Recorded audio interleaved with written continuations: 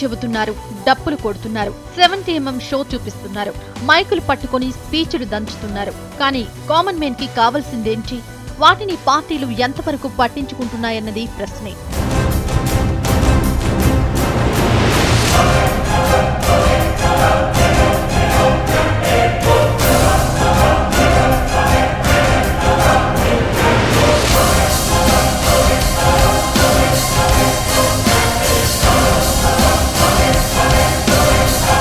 మేనిఫెస్టోలకి makeup వేసి common men కి గాలం వేయాలని చూస్తున్నారు నేతలు.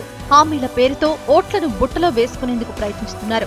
జనం మాత్రం తమను సోమరిపోతులను చేసే హామీలు కాకుండా అవసరాలకు ఉపయోగపడే పనులు చేయాలని కోరుతున్నారు. ఆ మేనిఫెస్టోలలో ఉన్నాయన్నీ ఫ్రీగా ఇస్తాం, ఉచితంగా ఇస్తాం, ఇంటికి ఒక ఉద్యోగం ఇస్తాం, ఇవన్నీ చెప్పడమే తప్ప అసలు మనకు కావాల్సింది ఏందని అది ఇచ్చే పరిస్థితుల్లో ఏ పార్టీ లేదు.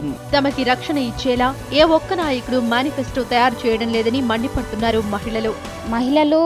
అర్ధరాత్రి తిరగాలని గాంధీ తాత అన్నాడు, కానీ కనీసం మధ్యాహ్నం పూట నడవడానికి కూడా ఈ సిటీలో అయినా ఎక్కడైనా కూడా ఆడవాళ్ళు నడవాలన్నా, డ్యూటీలు చేయాలన్నా, ఉద్యోగాలు ఏవైనా బయటికి వెళ్ళి ఏదన్నా చేయాలన్నా కూడా వాళ్ళకి భద్రత లేదండి. వాళ్ళకి కొంచెం భద్రత కలిగించడానికి ఒక చట్టం తేవాలండి. ఎన్ని ప్రభుత్వాలు మారినా తమ బతుకు మాత్రం మారడం లేదంటున్నారు బస్తీవాసులు. కనీసం తాగునీరు, కరెంటు, రోడ్లు ఉండేలా చూడాలని కోరుతున్నారు. వాళ్ళ అవసరాల గురించి, ఓట్లు కావాలన్న గురించి మాటలే కానీ కరెంటు పొద్దున పోతుంది, 2 గంటలకు వస్తుందండి. కరెంటు తోటి చాలా ప్రాబ్లం ఉన్నది, నీళ్లతోటి ప్రాబ్లం ఉన్నది. కరెంటు, రోడ్లు అన్ని శుభ్రంగా ఉండాలి. పేరుకు మాత్రమే ఉన్న గవర్నమెంట్ స్కూళ్లలో పాఠాలు కూడా చెప్పే ఏర్పాటు చేయాలని కోరుతున్నారు పిల్లల తల్లిదండ్రులు.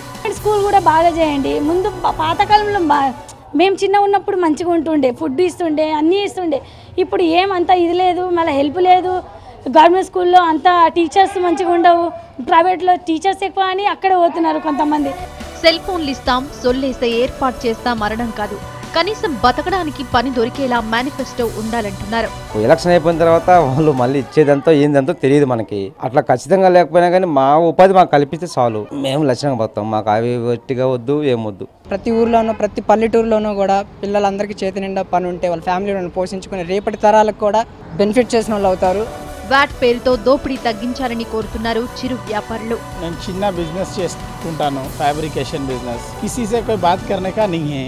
और जो है रास्ता साफ नहीं, सड़कें छोटे, दूसरा पूरा जो है पानी नहीं टाइम पे, करंट नहीं, 4-4 घंटे करंट चले जा रहा है. किसी को बोले तो ऊपर से बंद है.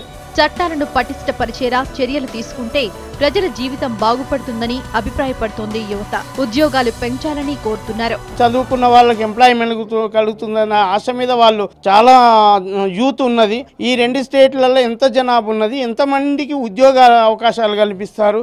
ఉన్న ఉద్యోగాలనే గవర్నమెంట్ తీసేస్తానని అంటున్నది. రోడ్లపై ఆటోలకు, టాక్సీల కోసం స్టాండ్లు కేటాయించాలని కోరుతున్నారు టాక్సీ డ్రైవర్లు.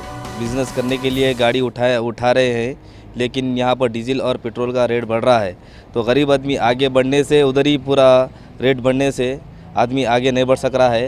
ये पॉलिटिकल से और बिज़नेस से मिला के गरीब लोग को बहुत परेशान कर रहे हैं. किसी को वोट देना या नहीं देना सोचना पड़ रहा है. అయితే రాజకీయ నాయకులు ఎన్ని చెప్పినా ప్రజలు నమ్మే రోజులు పోయాయంటున్నారు పొలిటికల్ అనలిస్టులు. నిజంగా ప్రజలు ఈ పార్టీల నుంచి కోరుకునేది ఒకటేనండి, సాధారణ జన జీవితంలో ప్రభుత్వ ప్రమేయం ఎంత తగ్గిస్తే జనం అంత సంతోషిస్తారు.